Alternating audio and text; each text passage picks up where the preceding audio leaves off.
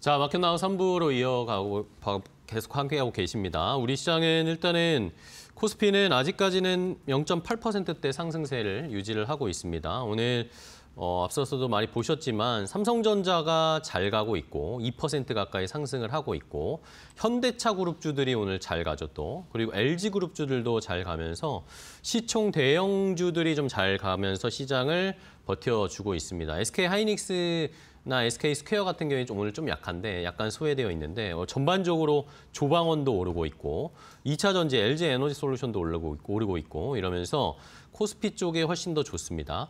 외국인 수급이 현물에서도 4천억 원 넘게, 선물 시장에서도 5천억 원 넘게 들어오니까 아무래도 오늘은 코스피 쪽에 조금 더 집중되고 있는 모습이고 코스닥은 제약바이오가 확실히 오늘 알테오젠 때문에 전부 다 좀 낙폭이 크게 나옵니다. 에임드바이오만 어제 상장하고 나서 오늘도 여전히 좋은 흐름. 이 외에는 제약바이오 종목들이 오늘 전반적으로 조정을 받고 있습니다.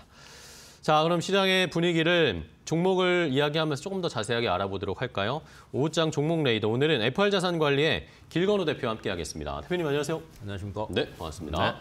자, 오늘은 또 어떤 종목들 길 대표님과 이야기를 나눠볼지 선정을 해주신 종목을 먼저 확인을 해보도록 하겠습니다. 첫 번째, 길 대표님이 고른 종목 뭔지 함께 확인해 보겠습니다. 자, 바로 공개합니다. 자, 솔리드입니다. 솔리드가 왜 가져오셨어요? 네. 뭐 괜찮지 않을까 싶어서 한번 가지고 와봤고요. 저평가되어 있다고요? 근데 의외로 차트 보시면은 요즘에 그렇게 저평가돼 있지는 않았어요. 그래요? 네. 좀 올라오고 있어요. 근데 이제 최근에 그 국내 주식시장 바라볼 때 좀 아쉬운 거 있지 않습니까? 수급. 네. 외국인들이 조금만 더 사주면 안 될까 막 이런 아쉬움들이 있을 거예요. 왜냐면 사더라도 많이 안 사고 그쵸. 조금 사고 그 다음날 팔아버리고 막 하니까. 근데 솔리드 최근에 그 외국인 매매 동향 보시면 제가 지금 11월 거부터 보고 있거든요. 네. 3일 빼고 다 샀습니다. 그렇네요. 3일 빼고 현재까지 다 샀고요. 최근에 뭐 11월 말부터 현재까지 본다라고 하면 거의 기관이랑 외국인이 다 담고 있어요. 그래서 거의 한 6%, 7%였던 외국인 지분 비율이 지금 10%대까지 올라갔거든요. 그러니까 왜 그랬는지를 저희가 한번 추적해서 왜 사죠? 생각을 한번 해보셔야 되는데 통신 장비 같은 경우가 항상 사이클을 탈 때가 어떤 이슈가 있어야 되냐면 주파수 제한당. 그렇죠. 이때가 사실은 수주가 제일 많이 몰립니다. 그래서 요 이슈가 있기 전에 조금 투자를 많이 하는 편이긴 한데 지금 크게 보면 국내 주파수 할당에도 플러스 알파가 있고요. 지금 미국 쪽 주파수 할당에도 플러스 알파가 있다라고 보시면 될 것 같아요. 뭐 솔리드 같은 경우에는 사실 최근에 국내에서는 주파수 할당할 때 재할당 조건이 추가가 됐습니다. 어떤 내용이 추가가 됐냐면 이제 기존 거에서 5G로 넘어가야 되고 그다음에 이제 5G에서 이제 단점들을 저희가 얘기할 때 이게 이제 파장이 조금 짧아요. 그래야지 속도가 빨라지거든요. 근데 이제 이러다 보니까 고층 빌딩들 많잖아요. 그러면 이걸 못 뚫고 가는 거예요. 그쵸. 심지어 저도 핸드폰 이렇게 쓰다 보면 5G라고 떠 있는데 왜 안 되지 이게? 할 때가 있거든요. 안 빠르더라고요. 안 빨라요. 숫자만 5G지 안 빨라요. 그게 간섭들이 많아서 그런 건데 이거를 줄이려면 인빌딩이라고 해서 이제 중간중간에 중계를 할 수 있는 것들이 많아야 되는 거예요. 근데 이번에 국내 주파수 재할당 조건에 5G로 전환하면서 인빌딩 구축 의무가 플러스가 됐습니다. 반대로 생각하면 솔리드한테 매출이 더 늘어날 수 있는 구간이라는 거예요. 그래서 이제 국내 이슈가 있고요. 그다음에 미국 같은 경우에는 이제 주파수 경매를 좀 크게 하잖아요. 그리고 항상 기존에 수주 받은 걸 보면 주파수 경매 끝나자마자 바로 수주가 들어옵니다. 삼성전자 1년에 그래도 한 번 정도는 한 번 대량 수주 한 번씩 받고 그 아래 뿌려주고 뭐 이런 것들을 굉장히 많이 하잖아요. 근데 아마 26년 내년 상반기 때 본격화될 것 같아요. 그렇다라고 하면 여기에서 이제 당연히 수혜를 낙수 효과를 볼 수밖에 없고 그다음에 내년에 뭐가 조금 유행할 게 있을까라고 저희들이 얘기할 때 로봇도 얘기가 나오지만 자율주행 고도화도 계속 얘기가 나와요. 그렇죠. 근데 자율주행이 고도화가 되려면 통신이 필수입니다. 그렇죠. 어제 눈 많이 왔어요. 막 앞에서 어디 사고 난 거 예를 들면 이런 상황에서 통신이 잘 안 된다고 쳐봐요. 뭐 사중 추돌이 아니라 아수라장 되겠죠. 네, 정말 아수라장이 되겠죠. 자율주행으로 달리고 있는데 그쵸, 네. 뭐 이런 느낌처럼 통신이 굉장히 자율주행에서 큰 역할을 하거든요. 그러다 보니까 통신 섹터에 대한 기대감을 외국인들이 미리 체크를 했고 근 거의 한 달 반 정도 꾸준하게 수급이 들어왔다라고 생각을 해보신다라고 하면 최근에 주가 회복을 한 건 맞지만 네. 네, 아직까지 재료가 아직 다 안 나왔잖아요. 그럼 업사이드는 조금 있을 수도 있다라는 관점으로 보신다라고 하면 통신 장비 최근 들어서 전문가들이 얘기 잘 안 했습니다. 그렇죠. 재미가 없었으니까. 그래서 제가 왜 가져왔냐고. 네, 그러니까 바로 대놓고 뭐 아니 가져왔는데 왜 가져왔냐라고 하면은 뭐라고 하겠습니까? 앞으로 괜찮을 것 같습니다라고 이제 얘기하겠죠. 그래서 저는 앞으로가 좀 괜찮을 것 같아요. 네. 알겠습니다. 국내에서도 주파수 할당 이슈가 있고 미국에서도 또 있고. 맞아요. 어쨌든 앞으로의 AI나 그리고 자율주행 이런 걸 하면 통신이 또 부각이 될 수밖에 없으니까 그거 관련해서 그리고 주가도 뭐 아직 많이 올라오지 않았습니다. 다 올라간 것들만 저희가 쳐다볼 때 아직 이제 출발하는 것들 그런 맞아요. 것들을 공략하는 게 또 수익률이 더 높을 수 있으니까 솔리드를 첫 번째 종목으로 길건우 대표가 소개를 해주셨습니다. 좋습니다. 자, 솔리드 받고 다음 두 번째 종목 갈까요? 어떤 종목인지 바로 공개하겠습니다.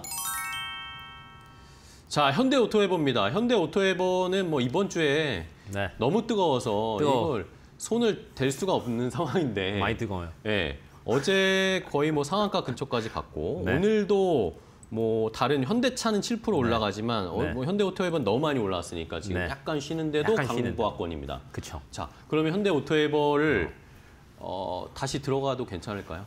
어제 사실 저희가 또 방송에서 만났죠. 네. 네네. 어제 저희 방송 전에 했던 얘기 중에 내가 왜 이걸 못 잡았을까? 현대오토웨버를 왜 빨리 팔았지? 뭐 아, 이런 뭐. 얘기 많이 하시죠. 이런 얘기들이 요즘에 이제 많이 나오더라고요. 그러면 이제 지금 상황에서 네. 사실은 그 고점 돌파할 때, 정고점 돌파할 때 보면은 막 상한가로 돌파하고 점상 돌파하는 거 쉽지 않거든요. 그렇죠. 예, 그렇게 왜냐면 하죠. 이제 간점 보다가 흔한 말로 간점 보다가 툭툭 치고 올라가는 게 일반적인데 이건 시원하게 뚫어버렸잖아요. 그러니까요. 그러면 이제 시원하게 뚫은 이유가 뭔가를 이제 저희가 한번 생각을 해보셔야 되는데 현대 오토에버 같은 경우에는 재료가 정말 많은 것 같아요. 앞에 밑에 자막으로도 딱 나오지만 네. 데이터 센터 투자 관련해서 엔비디아 GPU 5만 장 얘기가 나왔죠. 그래서 뭐 이러고 여기에서 또 야 뭐 하나 가져가는 거 아니야? 라는 얘기도 사실은 그쵸, 나오고는 네. 있고요. 또 이제 현대랑 기아가 최근 들어서 조금 뭐라고 해야 되죠? 굉장히 밀고 있는 섹터 중에 하나가 로봇 쪽도 그쵸, 굉장히 네. 밀고 있거든요. 보스턴 다이나믹스. 그럼 또 얘네들이 또 그 안에서 또 뭐 할 수 있는 거 아니야? 뭐 이런 것들도 있고. 그다음에 이제 공장을 돌리는 데 있어서 로봇이 부각이 되는 거는 아주 심플합니다. 사람 적게 쓰고 최대한 자동화하면서 이 안에서 로봇이 할 수 있는 걸 조금씩 비중을 늘리겠다는 건데 방금 앞에 제가 또 자동화 얘기했죠. 네네네. 현대차 그룹이 자동화해요. 누가 수혜봐요? 오토웨버죠. 오토웨버죠. 네. 그러니까 재료들이 굉장히 큰 거죠. 그리고 항상 연말 연초에는 기대감으로 주가가 많이 움직이는데 내년 상반기 때 가장 큰 기대감이 뭘까라고 한다라고 하면 저는 1번은 로봇 같아요.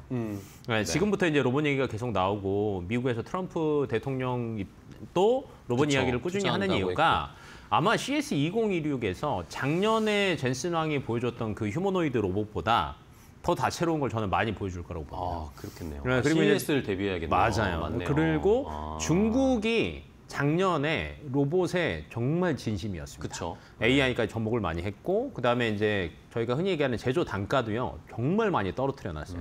2천만 원이면 휴머노이드 로봇 중국산으로 만들 수 있습니다. 그러면 이거를 아마 이번 CES에서 더 드라이브를 더 걸 거고요. 아마 현대, LG 뭐 이런 기업들도 삼성도 마찬가지고요.